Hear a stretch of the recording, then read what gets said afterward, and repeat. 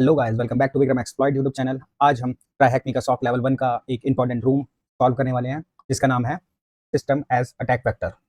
अगर तुम sock analyst बनना चाहते हो या ब्लू टीम सीख रहे हो तो ये रूम तुम्हारे लिए बहुत ज़्यादा इंपॉर्टेंट हो जाता है। तो चलते हैं हमारे पहले टास्क की तरफ, जो कि हमारा इंट्रोडक्शन। और यहाँ पे सिर्फ इंट्रोडक्शन है। यहाँ हमें समझाया गया है कि सिस्टम कितने इंपॉर्टेंट होते हैं हमारे साइबर सिक्योरिटी में। सिंपल कॉन्सेप्ट है। और यहाँ पे कुछ बताया गया है कि हमें लर्निंग ऑब्जेक्ट है, जैसे कि system in modern digital world और explore a variety of real attack targeting system, practice acquire knowledge in two realistic scenarios. अब यहाँ पे हमने 2 रूम जो है हमारे सॉल्व कर रखे हैं, तो यही से बोल रहे हैं, यहाँ पे रूम में यही बोल रहा है कि ये वाले रूम सॉल्व करके आए। तो हमने सॉल्व कर रखे हैं, तो कंप्लीट करते हैं। और उसके बाद आता है हमारा टास्क 2। अब आता है हमारा टास्क 2, डेफिनेशन ऑफ सिस्टम। अब ये क्या कह रहा है, इसको समझ लेते हैं। चलो एक सिंपल एग्जांपल से समझते हैं। यहाँ पे क्या कह रहा है, इमेजिन करो कि आपके पास एक कैसल है, जिसमें एक हाईली ट्रेंड गार्ड खड़ा है या सिक्योरिटी गार्ड खड़ा है, गेट कीपर। उसको फिशिंग भी समझ आती है, who can who knows who can identify phishing, और डीप फेक भी समझ लेता है।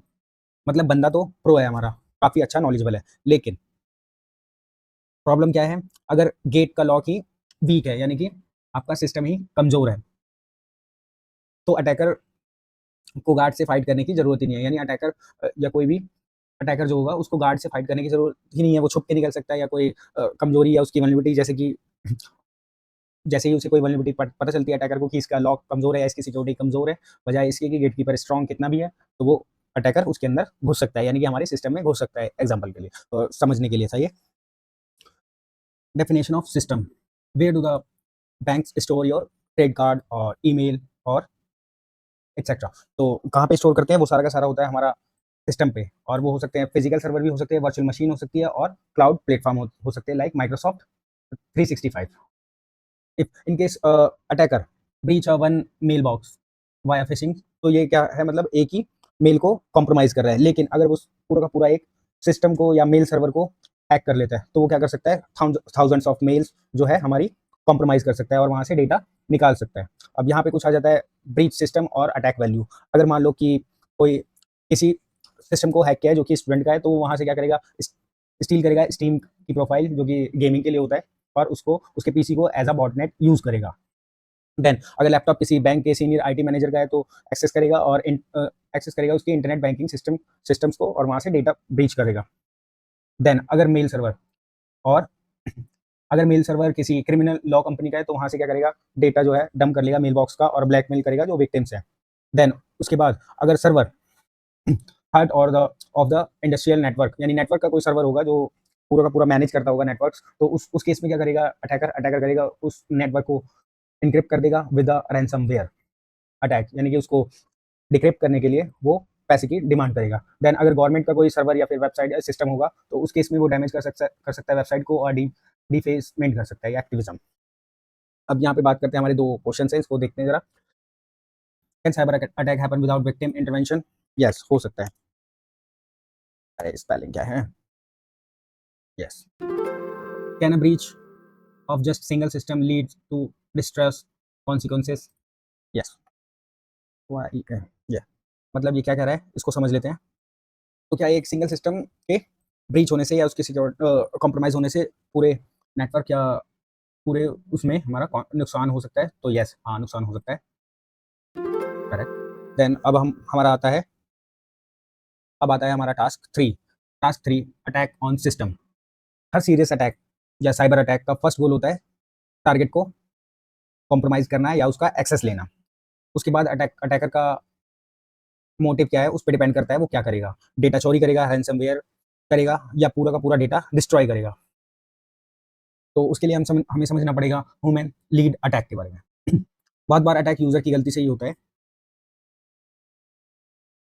लाइक वो पेन ड्राइव उठा के कहीं स्ट्रीट से और यूज़ कर लेते हैं अपने सिस्टम में, कंपनी के सिस्टम में, या फिर पायरेटेड कोई सॉफ्टवेयर डाउनलोड कर लेते हैं, या वीक पासवर्ड या रीयूज़ पासवर्ड जो है वो यूज़ कर लेते हैं। तो 81% चांस होते हैं पासवर्ड ब्रीच की वजह यही होता है। सिंपल यूज़र सिंपल समझे तो यूज़र ही अटैकर के लिए मेन एंट्री गेट बन जाता है, जो कि हमारा ह्यूमन होता है। देन वल्नरेबिलिटीज़, हर सॉफ्टवेयर में कुछ ना कुछ बग या वीकनेस होती है, इसको बोलते हैं हम वल्नरेबिलिटी। एग्जांपल के लिए 2024 में हमारे पास 40,000 से भी ज़्यादा वल्नरेबिलिटी पब्लिश हुई थी और उसमें से 300 से भी ज़्यादा एक्टिवली एक्सप्लॉइटेड हो चुकी हैं या उसके एक्सप्लॉइट अवेलेबल है। और रिस्क जब बढ़ जाता है जब वीक पासवर्ड होते हैं या सिस्टम इंटरनेट पे ओपन होता है, या सिंपल सॉफ्टवेयर का फ्लॉ ही अटैकर का एंट्री पॉइंट बन जाता है। अगर कोई उसमें सॉफ्टवेयर में बग है तो आपको हमेशा अप टू डेट रहना पड़ता है। आपके सॉफ्टवेयर जो भी है उसको अपडेट करने पड़ते हैं और उसके बग्स जैसे ही आए उसे इमीडिएट फिक्स करें। देन आता है हमारा सप्लाई चेन ये थोड़ा डेंजरस और एडवांस अटैक होता है। कैसे होता है इसको समझते हैं। योर पीसी यानी आपके होम पीसी पे हंड्रेड्स ऑफ ऐप्स जो है इंस्टॉल होते हैं, including browsers, web browsers, messenger, development या एंटरटेनमेंट सॉफ्टवेयर। अब इसमें क्या होता है, ट्रस्टेड ऐप पे कोई लाइब्रेरी अगर हैक हो जाती है, कोई ट्रस्टेड ऐप्स पे आपकी लाइब्रेरी हैक हो जाती है तो उसका अपडेट सब यूजर्स पे पुश होता है। यानी कि अगर वो हैक हो गया उसके बाद उसको मैनिपुलेट करके उसमें कुछ अपना बग्स डाल के हैकर और उसको अपडेट के लिए पुश करेगा और उससे क्या होगा कि जो होम यूजर्स जो यूज करें सॉफ्टवेयर उस पर भी वो बग अपलोड हो जाएगा। और इसका फेमस एग्जांपल था हमारा सोलर विंड और 3CX which affected thousands of companies. मतलब सिंपल अगर आपका सॉफ्टवेयर अपडेटेड नहीं है या उसमें बग है तो उसके थ्रू भी सिंपल ट्रस्टेड सॉफ्टवेयर के थ्रू भी आपके सिस्टम में मालवेयर आ सकता है। ओके, तो यहाँ पे हमारे ये दो क्वेश्चन है, इसको इसका आंसर देते हैं फटाफट। What is the term for security flow that can be exploited to breach a system. तो सिंपली यहाँ पे हमारा वल्नरेबिलिटी आएगा, इसको फटाफट, क्योंकि इसी के थ्रू हमारा सिक्योरिटी ब्रीच होती है। अगर कोई वल्नरेबिलिटी हमारे कॉपी क्यों नहीं हो रही, vulnerability, okay, single, what is the name of the attack when malware comes from a trusted app or library। तो इसका भी हमने पढ़ा है सप्लाई चेन। अब आता है टास्क 4 हमारा, टास्क 4 वल्नरेबिलिटीज। अब सॉफ्टवेयर वल्नरेबिलिटीज की बात करते हैं तो हर सॉफ्टवेयर में फ्लॉज या बग्स अवेलेबल होते हैं, लेकिन कुछ वल्नरेबिलिटी सालों तक हिडन रहती है। जैसे कि हम एग्जांपल के लिए shellshock major Linux vulnerability exist करती थी जो कि हमारी 1992 से एग्जिस्ट करती थी, बट वो फाउंड हुई हमें 2014 में। ये वर्स्ट केस सिनेरियो होते हैं। Then attacker discover the vulnerability before anyone else, मतलब अटैकरों ने पहले इसे फाइंड किया बजाय डेवलपर्स के। अब बात आती है जीरो डे वल्नरेबिलिटी, यानी अगर अटैकर से पहले, यानी अगर अटैकर को वल्नरेबिलिटी पहले मिल जाए डेवलपर से पहले तो उसे बोलते हैं हम जीरो डे। मतलब कि अभी क्या होगा, फिर उसमें हमारे पास उसके ना तो पैच अवेलेबल होंगे और इसी वजह से वो जो वल्नरेबिलिटी होती है, जो जीरो डे वल्नरेबिलिटी होती है, ये काफी हाई रिस्क होती है। यहाँ सॉक एनालिस्ट का रोल इंपॉर्टेंट हो जाता है इस केस में या इस सिनेरियो में। अब बात करते हैं सीवीई यानी कॉमन वल्नरेबिलिटीज एंड एक्सप्लोजर। तो जब हमें जब कोई वल्नरेबिलिटी पब्लिक हो जाती है तो उसे एक यूनिक आईडी मिलता है जिसे हम सीवीई बोलते हैं, यानी कॉमन वल्नरेबिलिटी एंड एक्सपोजर।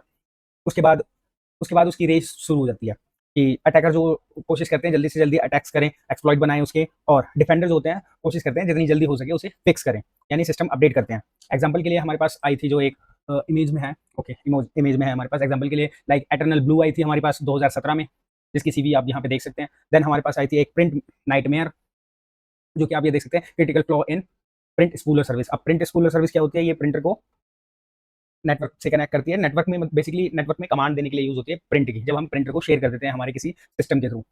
और उसका सीवी नंबर भी आप यहाँ पे देख सकते हैं। देन एक और थी हमारे पास पोलिना क्रिटिकल एमएस ऑफिस फ्लॉ। तो ये जो हमारा फाइंड हुआ है 2022 में हुआ था, इसका सीवी आप देख सकते हैं यहाँ पे। तो इसी तरह तो ये कुछ नॉन वल्नरेबिलिटीज थी जो विंडोज पे एक्टिव थी, और एक ये है हमारे पास जीरो डे सिक्योरिटी बाईपास। अब इसकी भी वल्नरेबिलिटी या उसका वो देख सकते हैं आप सीवी नंबर, और इसको आप कहाँ पे सर्च कर सकते हैं, इसको आप सर्च कर सकते हैं गूगल हैकिंग डेटाबेसेस पे, जहाँ पे आपको सारे के सारे इसकी वल्नरेबिलिटीज का एक्सप्लॉइट्स अवेलेबल मिल जाते हैं।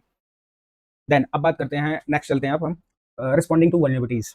अब रिस्पॉन्ड कैसे करते हैं हम अपनी वल्नरेबिलिटीज को, तो हर सीवी का एक मेन सॉल्यूशन होता है या पैच होता है जिसे हम सॉफ्टवेयर अपडेट के थ्रू फिक्स कर देते हैं। लेकिन जीरो डे अटैक में क्या हो जाता है, हमें पैच का वेट करना पड़ता है, तब तक के लिए हमें सिस्टम को प्रोटेक्ट करना पड़ता है खुद से, यानी उसमें टॉक टीम का ज़्यादा रोल हो जाता है कि कैसे हम नेटवर्क को सिक्योर बनाएं या फिर हर एक लॉग को मॉनिटर करते रहें, कुछ सस्पिशियस एक्टिविटी तो नहीं हो रही, तो इस तरह से हमें चेक करना पड़ता है। अब उसमें कुछ, और जब तक जैसे पैच अवेलेबल नहीं होते या फिर फिक्स नहीं होते तो उसके लिए कुछ हमारे पास टेम्परेरी जो है प्रोटेक्शन मेथड होते हैं, जैसे कि हम सिर्फ ट्रस्टेड आईपीज जो होती हैं उनको ही एक्सेस अलाउ करते हैं। देन वेंडर के टेम्परेरी फिक्सेस जो है अप्लाई करो, और आईपीएस यानी इंट्रूजन प्रिवेंशन सिस्टम, एंड वैप यानी वेब एप्लीकेशन फायरवॉल। तो इससे क्या है, अटैक पैटर्न को ब्लॉक करो और देन सस्पिशियस एक्टिविटी को कंटिन्यूअसली आप मॉनिटर कर सकते हैं। इस तरह से हम ये सॉल्व करते हैं चीज़ों को, जब तक टेम्परेरी बेसिस पे इस तरह से हम मैनेज करते हैं। देन उसके बाद हमारे पास कुछ क्वेश्चन आते हैं, इसको हम सॉल्व करते हैं। What is the CV for the critical SharePoint vulnerability dubbed ToolShell. तो इसको फाइंड करने के लिए हम सिंपली चलते हैं, इधर तो हिंट में तो नहीं दे रखा, ओके नहीं, हमें क्या करना पड़ेगा, टूल शैल जो है हमारी, इसकी वल्नरेबिलिटी को फाइंड करना पड़ेगा। हम फाइंड करते हैं अपने टूल शैल वल्नरेबिलिटी सीवी नंबर, सिंपली यहाँ से फाइंड कर लेंगे और यहाँ पे हमारा सीवी नंबर शो हो जाएगा। और ये आप गूगल हैकिंग डेटाबेस के थ्रू भी आप सर्च कर सकते हैं। अभी फटाफट से यहाँ पे सबमिट करके देखते हैं करेक्ट है या नहीं, इस तरह से डालना है।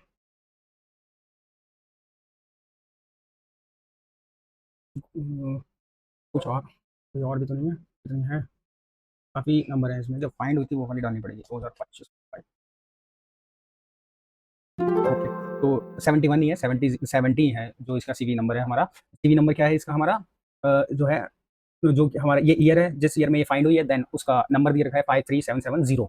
जो टूल शेल हमारी एक सर्विस या कोई टूल है, उसकी वल्नरेबिलिटी का सीवी नंबर है। Then how do you respond to a detected vulnerability on your system. तो इसके लिए हम क्या यूज़ करते हैं, क्या क्या मेथड यूज़ करते हैं सॉफ्टवेयर के अंदर, अगर कोई हमें कोई हमारे फ्लॉ या वल्नरेबिलिटी फाइंड हुई है, तो हम उसको क्या पैच करते हैं, यानी उसको अपडेट करते हैं, पैच उस पे PATCH पैच करते हैं, यानी फिक्स करते हैं उसको। इससे क्या फ़ायदा होता है, अटैकर तो जब भी हम जैसे पैच कर देते हैं, तो अटैकर क्या होता है, ये वल्नरेबिलिटीज़ का यूज़ नहीं कर पाते, क्योंकि हम इसे फिक्स कर देते हैं और सिस्टम इससे सिक्योर हो जाता है। तो हमें हमेशा ध्यान रखना है, अगर कुछ ऐसी वल्नरेबिलिटी आई है, तो फटाफट से उसके बारे में रिसर्च करना है कि कोई पैच अवेलेबल है या नहीं है हमारे टूल के लिए, और उसको फिक्स करना है। नहीं तो आप टेम्परेरी कुछ मेथड यूज़ कर सकते हैं, जो कि आपको यहाँ पे मैंने बताए भी हुए हैं। जैसे कि ट्रस्टेड आईपीस को ही अलाउ करेंगे हमारे नेटवर्क में, और वेब और आईपीएस का यूज़ करेंगे ब्लॉक करने के लिए, या उसका लॉग्स को कंटिन्यूअसली मॉनिटर करेंगे इस तरह से। अब चलते हैं हमारे टास्क टास्क 5, मिसकॉन्फ़िगरेशन। अब मिसकन्फि मिसकॉन्फ़िगरेशन का मतलब होता है, सिस्टम में कोई बग नहीं है, बल्कि सेटअप गलत किया गया है, यानी अनयूजुअली आईटी टीम की कोई मिस्टेक है। इसमें एग्जांपल की बात करें, जैसे कि एग्जांपल के लिए जो ईज़ी पासवर्ड यूज़ कर लिया है बजाय कि लॉन्ग पासवर्ड के लिए, लाइक 1111 यूज़ कर लिया है, या फिर कोई ईज़ी पासवर्ड लाइक 1 2 3 4 5 6 यूज़ कर लिया है, या डिफ़ॉल्ट पासवर्ड यूज़ कर लिया है, और या फिर सिस्टम को जो है इंटरनेट पे ओपन छोड़ दिया है, यानी कि आपने एक स्टैटिक आईपी ले रखी है, को अवेलेबल कर रखा है इंटरनेट पे, तो क्या होगा, उससे ईज़िली कोई भी आपके सिस्टम का एक्सेस ले सकता है। और उसको चेक करने के लिए हम यूज़ करते हैं शोडान, कि कौन-कौन से हमारे जो है ओपन सर्विसेज़ हैं, और उसके साथ वो शोडान बेसिकली क्या होता है, सर्विसेज़ और आईओटी डिवाइसेज़ फाइंड करता है और उसपे देखता है क्या-क्या सर्विसेज़ ओपन है और क्या-क्या उसकी आईपी है।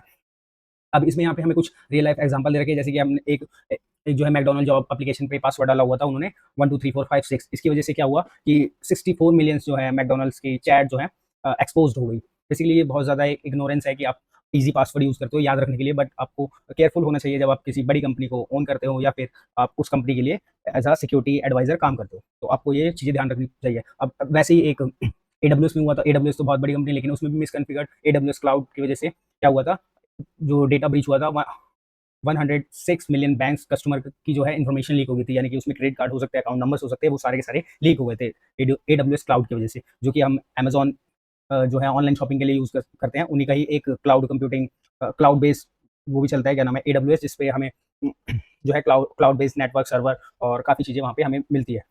Then how properly configure smart fridge and silently use full scale botnet. तो जैसे कि स्मार्ट स्मार्ट आजकल हमारे टीवी, फ्रिजेस वगैरह आ रहे हैं, तो स्मार्ट फ्रिज को एज़ अ बॉटनेट भी यूज़ करते हैं फुल स्केल पे, और इसको बोलते हैं हम बॉटनेट अटैक्स। अब यहाँ पे कुछ कॉमन सिनेरियो, जो अनदर कॉमन सिनेरियो, उसकी बात करते हैं फॉर द आईटी डिपार्टमेंट के लिए, फॉर द आईटी डिपार्टमेंट के लिए। यानी कि पहला, आपने कोई वीक पासवर्ड तो यूज़ नहीं किया या सेट नहीं किया, दूसरा, डेटाबेस इंटरनेट पे एक्सपोज तो नहीं हो रखा। ये बहुत ज़्यादा क्रिटिकल हो जाता है। अगर आपका डेटाबेस की आईपी या फिर उसका जो है डेटाबेस पब्लिकली अवेलेबल है, तो उसको और इनसिक्योर है, तो क्या हो सकता है कि अटैकर सिस्टम को ब्रीच कर सकते हैं, और सारा का सारा आपका डेटाबेस जो भी है, आपका यूज़र की इन्फॉर्मेशन वगैरह, वो ब्रीच कर सकते हैं। मतलब अगर सिस्टम सिक्योर हो सकता था, लेकिन पर एक गलत कॉन्फ़िगरेशन की वजह से उसे वल्नरेबल बना दिया आपकी टीम ने, या आपके इग्नोरेंस ने, कह सकते हैं हम इसे। इस इमेज के थ्रू भी आप समझ सकते हैं कि कैसे-कैसे install the latest SQL database, यानी आपको जिसमें वल्नरेबिलिटी ना हो अवेलेबल, या फिर उसके जो बग हैं वो फिक्स हो गए हों, पैच अवेलेबल हो गया हो, या पासवर्ड आप जैसे डिफ़ॉल्ट यूज़ कर लेते हैं, सेट पासवर्ड 111, तो ये क्या होता है, वीक पासवर्ड होते हैं, ये ईज़िली ब्रूट फोर्स के थ्रू भी, जो हम हाइड्रा टूल यूज़ करते हैं, उसके थ्रू भी हम ईज़िली क्रैक कर सकते हैं। तो हमेशा कॉम्प्लेक्स पासवर्ड यूज़ करें, और disable the firewall for the dB. तो ये क्या कर रहा है, ये सेकंड मिसकॉन्फ़िगरेशन है, आपने अनरिस्ट्रिक्ट जो है एक्सेस अलाउ कर दिया। तो इससे क्या होगा, अगर आपने फायरवॉल इस पे ऑफ कर रखा है, तो क्या होगा, कोई भी ईज़िली एक्सेस कर सकता है, या फिर आपका ये पब्लिकली शो कर सकता है डेटाबेस। अब यहाँ पे देन उसके बाद हमारा आते हैं अब रिस्पॉन्डिंग टू मिसकॉन्फ़िगरेशन। सबसे पहले इसका कोई पैच सॉल्यूशन नहीं होता, सिर्फ कॉन्फ़िगरेशन का सही करना ही इसका पैच या फिर सॉल्यूशन है।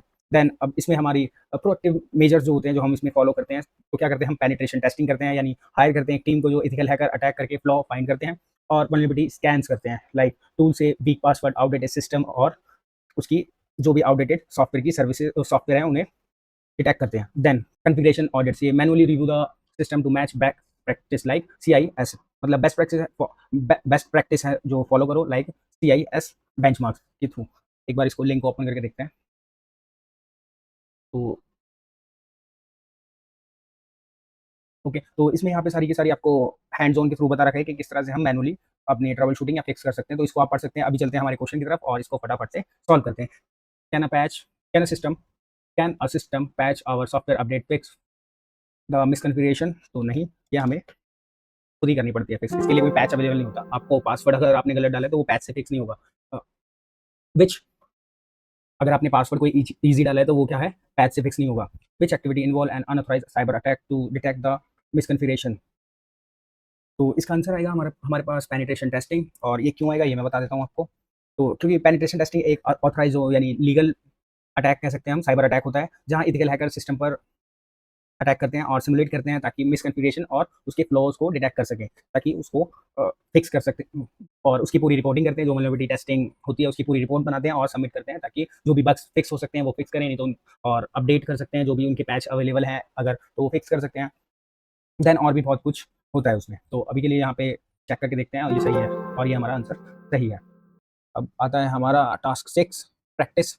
अब इसमें हमें प्रैक्टिस करनी है। हमारी एक यहाँ पे लैब दी है या वेबसाइट दी है उसमें। तो फटाफट से इसको समझते हैं फिर लैब को ओपन करेंगे। रिमेंबर, अटैकर हमेशा ईज़िएस्ट पाथ चूज़ करते हैं, चाहे वो सिस्टम का फ्लॉ हो या किसी इंसान को मैनिपुलेट करना। इंपॉर्टेंट पॉइंट, अटैकर के लिए ह्यूमन और सिस्टम अलग नहीं होते, दोनों एंट्री पॉइंट ही या एंट्री गेट ही होते हैं अटैकर के लिए। डिफेंस स्ट्रेटजी में हम यूज़ कर सकते हैं हमारा मिटिगेशन 1 में, जिसमें हम सॉफ्टवेयर को पैच करेंगे। मिटिगेशन 2 में हम एंटीवायरस सॉल्यूशन या एंटीवायरस के थ्रू हमारे अटैक या कोई सस्पिशियस फाइल या फिर वल्नरेबल फाइल को हम डिटेक्ट करके उसको थ्रेट में डालेंगे। और 3 में हम सॉक टीम से हैंडल करवाएंगे अपने रिमेनिंग टास्क, यानी सॉक एनालिस्ट ने डिटेक्ट करके उसे स्टॉप कर दिया। मतलब मिटिगेशन प्लस डिटेक्शन दोनों ज़रूरी है। देन अब मिटिगेशन में कुछ इंपॉर्टेंट मेथड आते हैं या बेस्ट प्रोटेक्शन मेथड है, जो कि हमारा आता है सबसे पहला पैच मैनेजमेंट। इसमें रेगुलर अपडेट से वल्नरेबिलिटी फिक्स होती है। अगर हम पैच डेली बेसिस पे करते हैं अपडेट, उसके बाद ट्रेनिंग फॉर आईटी, यानी आईटी टीम को सिखाओ ताकि मिसकॉन्फ़िगरेशन ना हो। नेटवर्क प्रोटेक्शन, सिर्फ ट्रस्टेड आईपी को एक्सेस दो। और एंटीवायरस, मालवेयर डिटेक्ट और ब्लॉक करो, या इसको यूज़ करो एंटीवायरस को ताकि मालवेयर को डिटेक्ट करे और उसे ब्लॉक करे। अब आते हैं हम प्रैक्टिस पे, तो उसके लिए हम सीधा विजिट करते हैं हमारी वेबसाइट को। और यहाँ पे बोल क्या रहा है ये, for this lab continue your SOC analysis journey at try hack me this time decide what to do with the system at risk, choose the best measure to protect your system and radiation. Okay, ठीक है। तो सबसे पहले हम चलते हैं system at risk. The penetration team reported that the exchange mail server is affected by CVE 2024-49040. They managed to breach the server thanks to the .cv and said anyone could do it since our server is internet exposed. तो हमें क्या action लेना चाहिए इसके लिए? तो यहाँ पे प्रॉब्लम क्या है, सर्वर पे CV है जो 2024494040, जो वल्नरेबिलिटी है, और मतलब सिस्टम हमारा कॉम्प्रोमाइज़ हो चुका है और हमें पता है वल्नरेबिलिटी का नोन है फ्लॉज़ का। तो अटैकर ऑलरेडी उसका यूज़ करके सर्वर को ब्रीच कर चुका है। तो हमें क्या करना रहेगा उसके लिए, हमें सिंपली यहाँ पे क्या-क्या ऑप्शन है पहले पढ़ते हैं। Ask ask IT to immediately change password of all mail users. तो अगर थाउजेंड्स ऑफ मेल यूज़र्स होंगे तो उसको भी पासवर्ड रीसेट करने में टाइम लग जाएगा। देन उसके बाद आता है ask IT to apply a patch and update exchange. तो सबसे बेस्ट है कि हम पैच कर दें और अपडेट कर दें हमारे सॉफ्टवेयर को या मेल सर्वर को, जो भी हमारा पैच फिक्स हो जाए उससे। यानी जब वल्नरेबिलिटी हो तो सबसे पहले उसको पैच करो, वरना अटैकर बार-बार हमारे नेटवर्क या सिस्टम में घुसेगा। देन उसके बाद हमारा है नेक्स्ट। अब यहाँ पे क्या कह रहा है, corporate website at risk, action required, the threat actor manage the brute force and admin panel और WordPress website. Replace the main page with malware links and gambling ads. What action should be taken?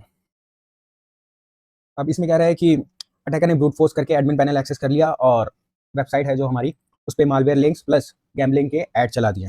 मतलब हमारी site already compromise है, तो उसके लिए हमें क्या करना पड़ेगा, तो क्या क्या एक्शन ले सकते हैं उसको पढ़ते हैं पहले क्या क्या ऑप्शन है। Restore the website from backup and close the alert, update all website component to latest version, change the admin password to a more secure one.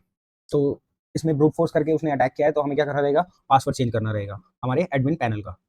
फिर नेक्स्ट करते हैं और नेक्स्ट अलर्ट की बात करते हैं, क्या कह रहा है ये। The threat intelligence alert action required. Our neighbor company was hit with ransomware attack a week ago.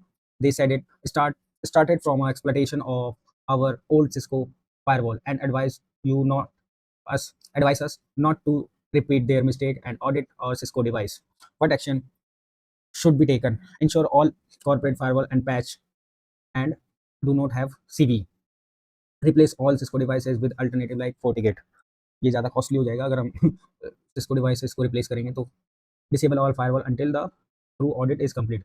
तो हमें सबसे पहले पैचेस फिक्स करने चाहिए क्योंकि हमें अभी सीवी नहीं मिला है उसका, तो सबसे ईजी है हमारा उसको पैच फिक्स करें। उसके बाद भी ओके, तो यहाँ पे हमारा करेक्ट है पैच फिक्स करना। देन उसके बाद आता है LPTO 01518 at risk action required. You observe an unusual spike of security event coming from the designer laptop. A trusted 3D design application suddenly start running malicious EMD command after the recent update. You need to quickly plan next step. ये क्या कह क्या रहा है, designer laptop में suddenly spike in security event आ रहा है। ट्रस्टेड 3D ऐप अपडेट के बाद मलिशियस EMD कमांड ओपन हो रहा है या रन हो रहा है। ये क्लियरली कॉम्प्रोमाइज मालवेयर इन्फेक्शन का साइन है। तो इसके लिए क्या डील करना पड़ेगा, हमें क्या एक्शन लेना पड़ेगा उसको समझते हैं। सबसे पहले आता है it is It is an app misconfiguration made by the designer. It is a new critical vulnerability in the design app. It is a supply chain attack coming with the recent update. तो most possibly ये supply chain attack हो सकता है क्योंकि ये जो हमारा software है वो हमारा पुराना ही यूज्ड है और उसमें क्या है अपडेट आया है, जैसे नया अपडेट आया है उसके साथ ही मलिशियस CMD कमांड रन हो रही है। तो यहाँ पे हमें थर्ड ऑप्शन पे टिक करना रहेगा और यहाँ पे हमारा फिनिश। तो यहाँ पे अपना फ्लैग मिल गया है, तो फटाफट से इसको कॉपी करते हैं और सबमिट करते हैं।